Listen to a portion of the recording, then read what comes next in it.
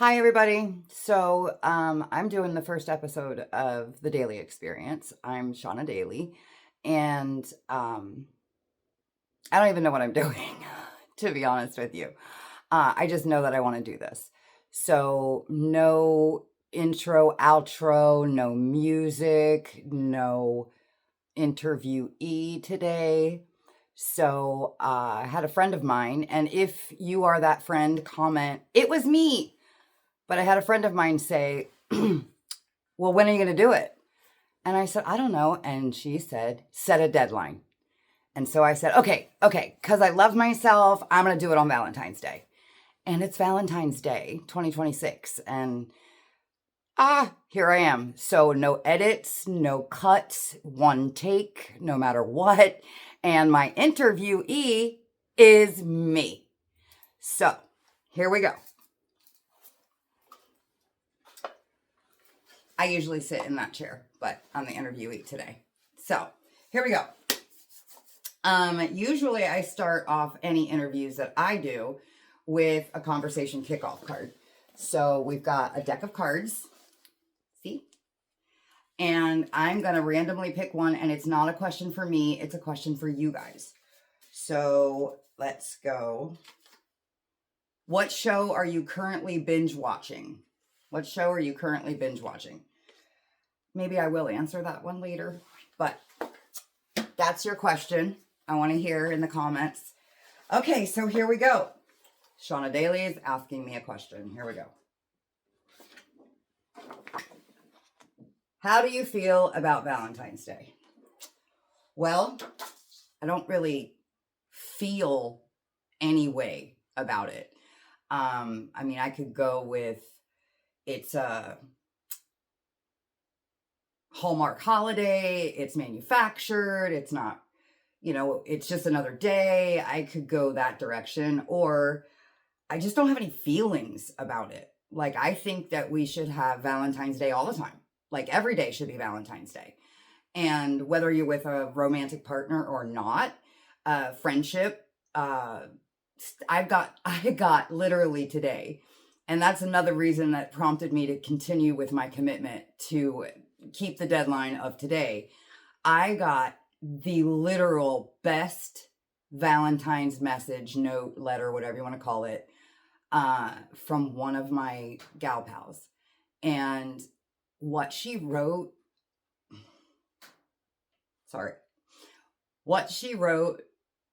touched me so deeply. And I wasn't expecting this, but what she wrote touched me so deeply, and I'm just so grateful. Yes, she sent it on Valentine's Day, but that was the best Valentine's Day gift ever. So I don't really feel any way specifically about Valentine's Day.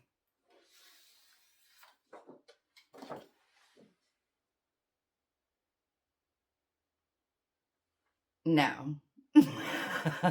Not in the least. Do I feel left out because I'm single? No, I don't feel left out at all. So just circling back to what I just said about how I don't feel anything about Valentine's Day, it's like I don't feel left out of anything. Left out of the overpriced flowers, left out of the overpriced chocolate, and which I can't even have anyway. Left out of the hubbub and the expensive meal. No, I don't feel left out. As a matter of fact, like I said, I'm doing this. I set this deadline because I love myself. And so there you go. I do not feel left out in any way. As a matter of fact, this is probably going to be the most memorable Valentine's Day I've ever had.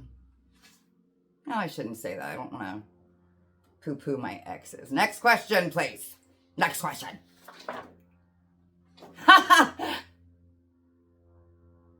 Okay. I wrote these and I keep forgetting. That's a loaded question. Am I looking for love? It depends on what. Okay, let's just go with that. Am I looking for love? No, I am not looking for romantic love. I don't have time for that right now. But I'm also a big believer that I am looking for love in everyday life, in loving myself more. Um, like, I don't know, like, so no, as far as a romantic relationship or partnership or whatever, no, I'm not looking for that kind of love. As a matter of fact, I'm kind of realizing what love is all about, like over time, because I was that chick that, you know, in the past, I was the chick that who you with, where you at, what are you doing? And one day that just stopped. And I'm like, you live your life. And then I went, oh, that's good advice for myself. Live your life and find love that way. So, am I looking for love? No, no, not romantic. But yes, in everyday life. Yes, in uh, broadening and deepening my connections with my girlfriends and my family. That's the love. That's where it's at, and of course, love of self. Okay. Next question, please, Miss Daly. Here we go. Oh, what are you passionate about? Okay. So buckle up, because I am one of those people that has a multitude of passions in various different ways. So I have been asked this question before, and it's actually coming up this month with my women's networking group. What are you passionate about? And so I've given it some thought, and I've kind of narrowed it down. I am passionate about, and this is the generic, not narrowing it down, because I said buckle up, because here we go. I am passionate about people and perspectives and experiences. People, perspectives, and experiences. So, that being said, I am passionate about providing a platform for building community in a unique way, fun way, like not the stodgy, I'm talking specifically like a business event, where specifically women, but in any experience, or all genders, I am looking for and love, and I'm passionate about community, building this platform, encouraging people to connect and build relationships. So there's the people, and then learning about those people, right? I'm also passionate about writing. I love to write. I have been a writer since, oh my gosh, since I was a child, really, since I could pick up, I love to read, and then I started writing, and it really got honed in like middle school. Shout out to Miss Kaltrider, my 8th grade English grammar and literature teacher. She was a transformative woman. I just absolutely loved her. So I got very passionate, and Mrs. Nay, that was in high school though. But anyway, I got really passionate about writing, and I love poetry. I've written a lot of poetry. As a matter of fact, I'm hoping that's my next thing that I publish. But in 2025, I published my first book. It is poetry, but it is a children's book for adults. So I have one right here. Hang on. Let me grab that. Oh, I've got a pile of stuff here. So it's called The Fish in the Sea. And it's a children's book for adults. So when I say adults, it's because it's about healthy endings. It's got a lot of underlying themes to it. I've done a lot of self-work, over the years. I'm sure a lot of people are really trying to improve themselves, and I've done that too. And it's got a lot of underlying themes, but it's primarily about breakthroughs, break free, freedom, and healthy endings. And that's why it's for adults. I mean, not only is some of the illustrations in it a little on the artsy side, we'll put it that way. It's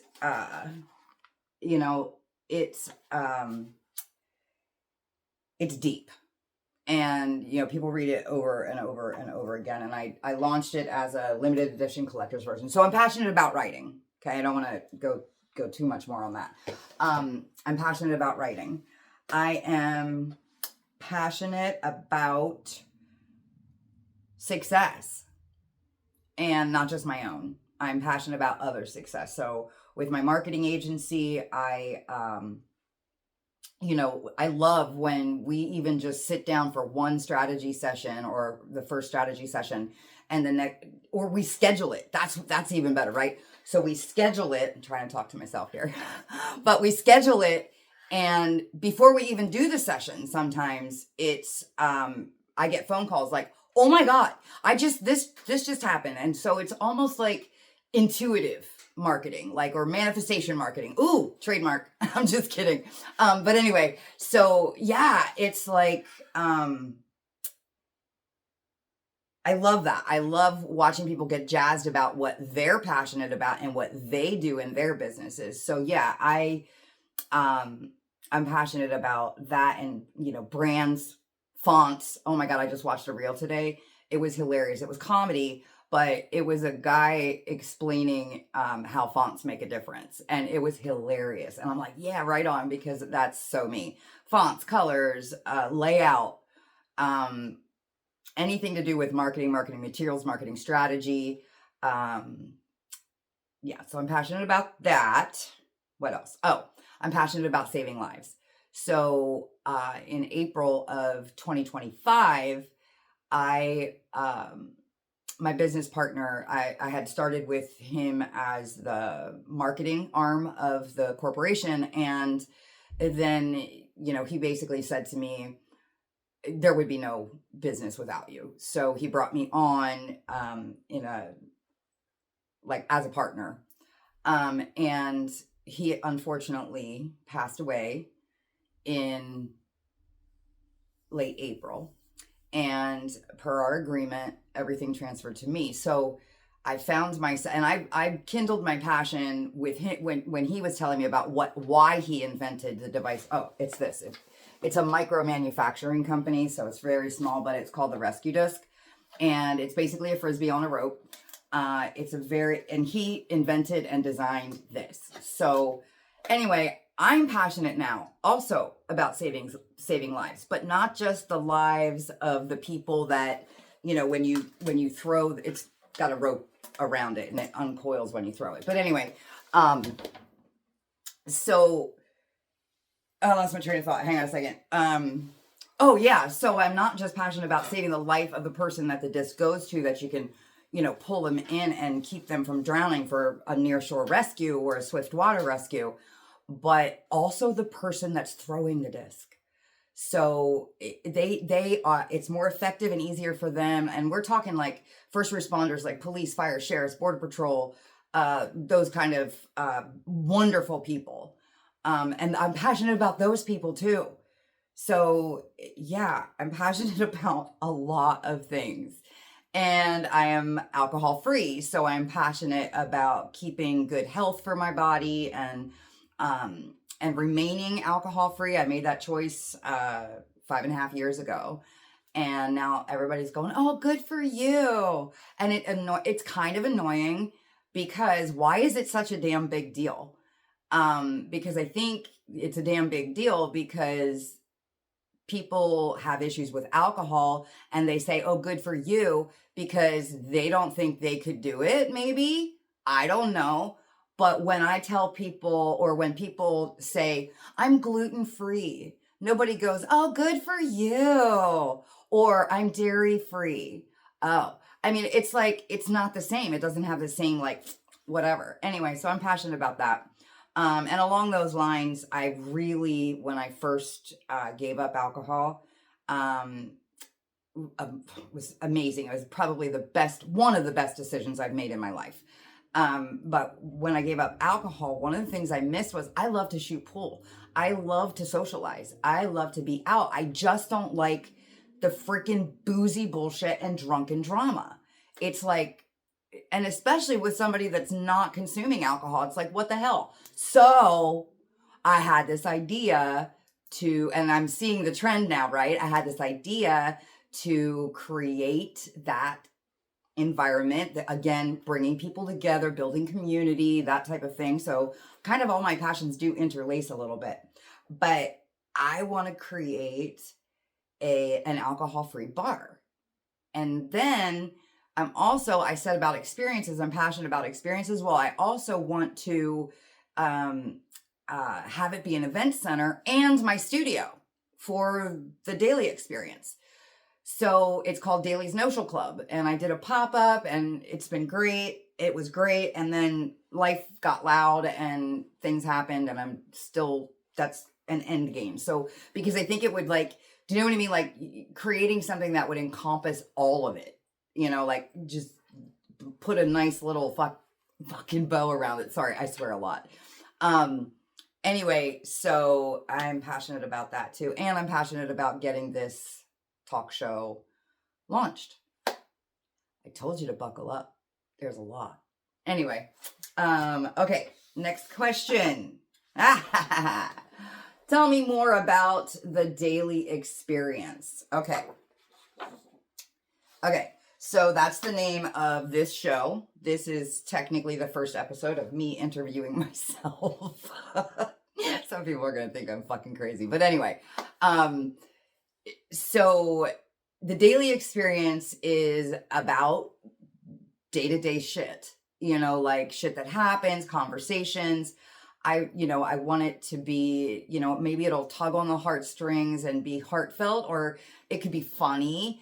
But my motto is nobody's a nobody and everybody's a freaking rock star, because you all have stories to tell. Everyone has stories to tell. I keep wanting to look over because I'm interviewing myself and I'm supposed to be talking to another person. Anyway, yeah, so it's like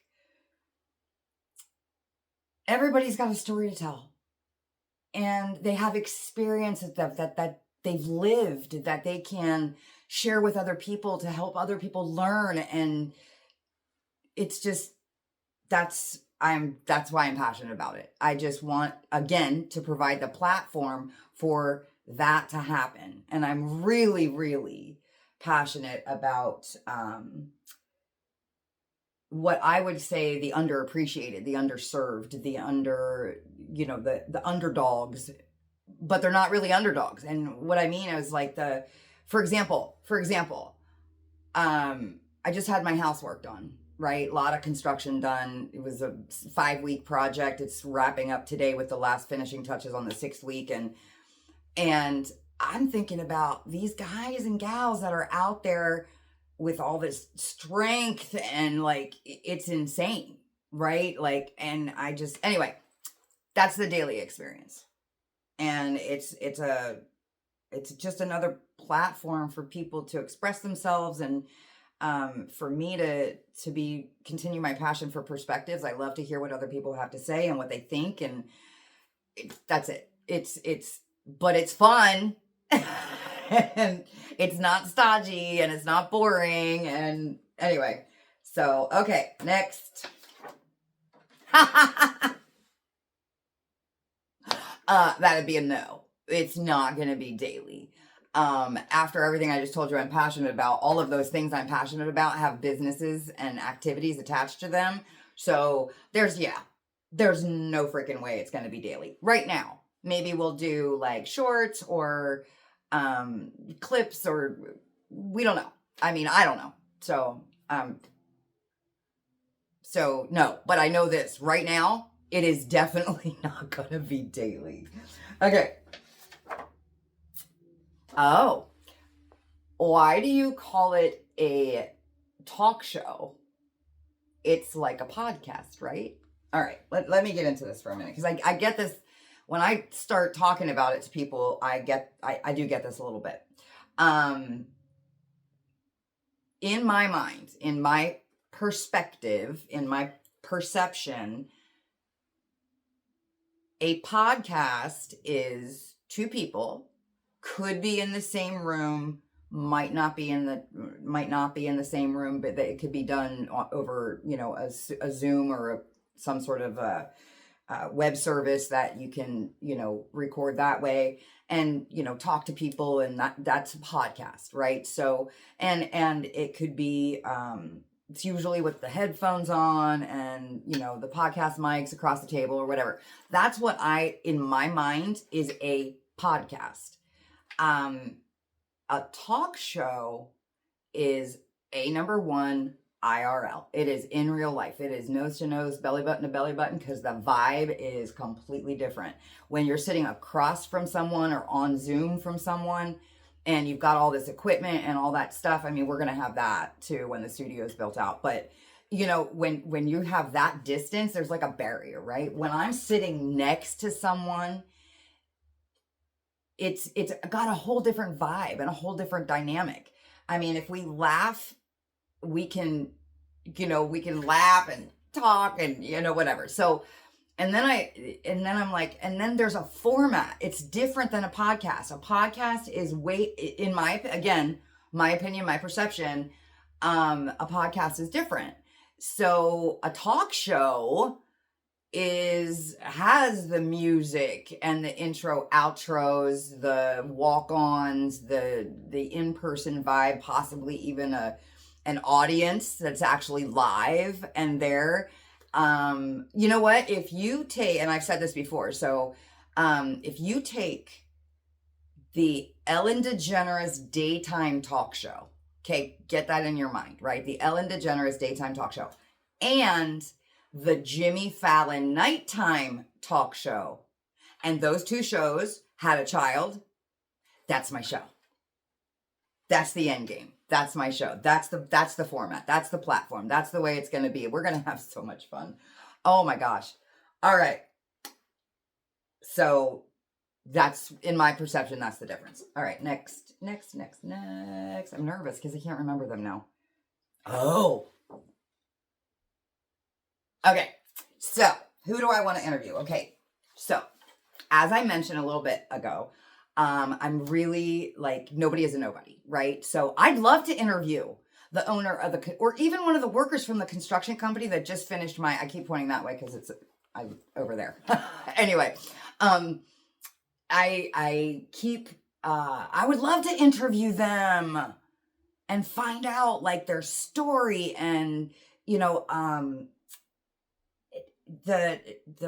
I mentioned police, fire, sheriff, and border patrol. I want to interview those guys. I mean, yes, we're getting a little more aware, about support your local police and that kind of thing.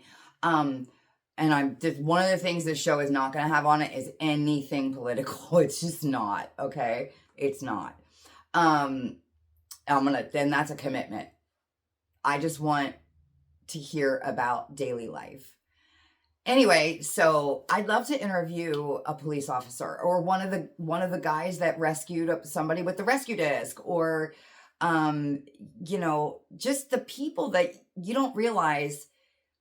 Okay, so let me tell you a little story quick. So I'm driving down the coast in Carlsbad, and I look over at the lagoon, and in the lagoon, I guess they were dredging or something, is this huge piece of equipment. And all of a sudden it dawned on me, who built that? How many hands had to touch just the equipment to do what we need to do? I'm like, oh my God, those are the people, right? Those are the people, the freaking bread, the backbone, right? And AI can't replace that shit. You know what I mean? Oh my God. Oh, and by the way, it's not AI. I don't know how I'm just kidding. Anyway, but it just dawned on me, how many people, contributed to that piece of it, just that piece of equipment. I'm I marvel at that. And the same, like I said, with the construction, I came back to that. Plumbers, electricians, repair techs, mechanics, and I have a full freaking amazing idea around that I can't share yet, but I'm excited, right? So I love those people that keep our lives running. From the guy that drives the trash truck, those guys and gals, sorry, guys and gals, love it.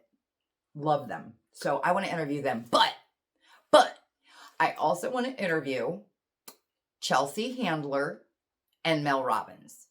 And I named those two women specifically. And now I'm getting choked up again. But I named those women specifically because they don't know it, but they were inspirational to me. As I've gone through some personal growth and stuff, I'm reading, and I don't even know their full stories. Like I'm sure that they put it out there on their podcast, or it comes out, or it ekes out over time. But people tell me I look like Chelsea Handler. I got Chelsea Handler a lot. So I started looking into, and I love Chelsea, right? So I start looking into her life story, and people have gifted me her books, and what a great gift. And I've read them, and I'm like, wow. And I love where she's going. I love her. She talks about her house in, I think it's Morocco. Now I'm losing that. But she takes people out on like a canoe, and then they just talk, and it's dark. And I'm like, oh my God, girl, it's awesome. I want to interview her.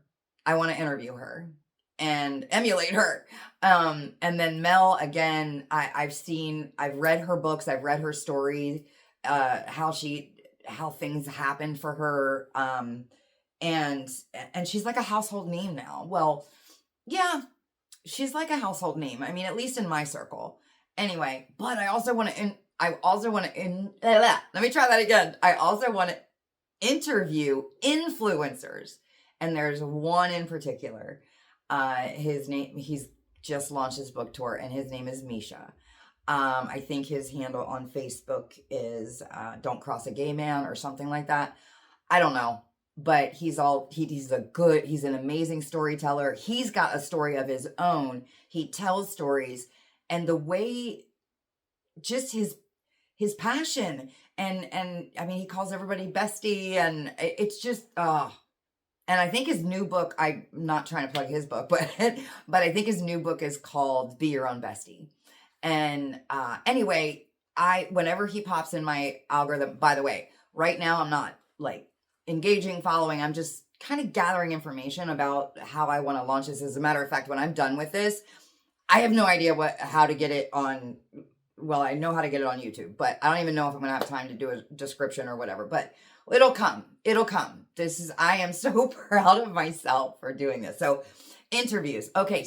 And then, oh my God, super excited. I want to interview alcohol. Nobody can steal this idea. But I want to interview alcohol. And everybody's like, alcohol. I want to interview alcohol. And here's why. I'm calling him, or the substance, alcohol, right?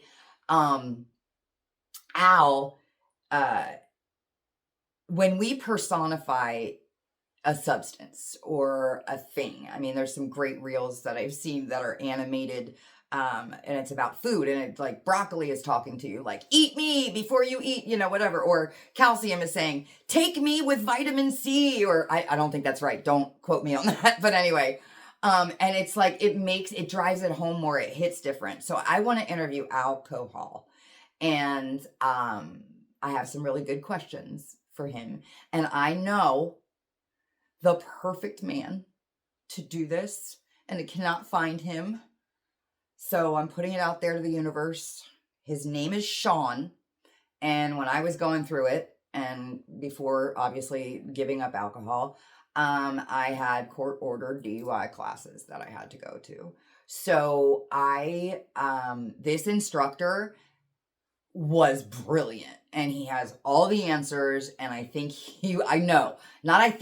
know he would do a fantastic job of being and personifying alcohol. So I want to interview them. And I think that's it for right now. I want to interview so many people. I just want to, you know what I mean? So if you want to sit in this chair while I'm sitting in that chair, hit me up. Drop a comment. I'll take a look, All right, next question. I don't remember these, I swear to God. It's going to make me cry.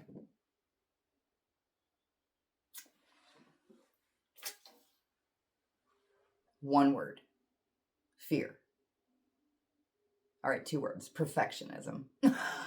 I want everything to be right. I want it to, I didn't want to do it without an intro and outro and music and my DJ and, I didn't want to do it without that. But I'm like, if I wait for all of that, I'll never do it. And also, I was inspired by this wonderful colleague of mine. She's the planner for International Women's Day. Her name's Jasmine. Anyway, Jasmine inspired me because when I heard her talking about her first event, she was in a similar situation, and one of her mentors, or not necessarily a mentor, but a collaborator, said, "Do it messy. Do it messy."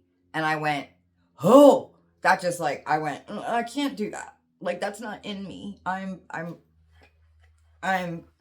50%, what does that say? I don't know, but 50% perfectionism, 50% relentless, 100% Capricorn." So yeah, perfection, and I know I have to let it go, but I pride myself in being detail oriented.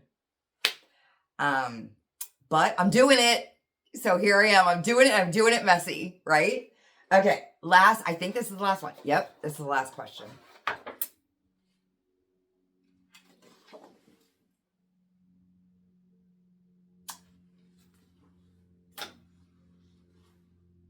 Yes. Yes, I'm happy. I'm going to expound upon that just a little bit. I am happy. I'm not happy with my current circumstances. I am not happy with being content. Like, I'm content, but I want more, and I want to strive for more. And I think we all have that gumption in there. And the other thing is, happiness is a freaking choice. I can choose today if I'm going to be happy or if I'm not. And today I choose happy, even though there are some things that are going on right now that are concerning to me, as far as my health and just the house thing and work and all of the different plates that I'm spinning. And people would go, "Oh man, they maybe they see me as having it all together, or maybe they see me as doing too much," or I don't know. I don't know what other people think. I mean, focus on you, boo, But I am intrinsically happy. And I wish you all a happy, happy Valentine's Day, however you're celebrating it. Remember to love yourself first. Thank you. And see, now I have to get up and push the stop button because I said there's not going to be any edits. So, daily out.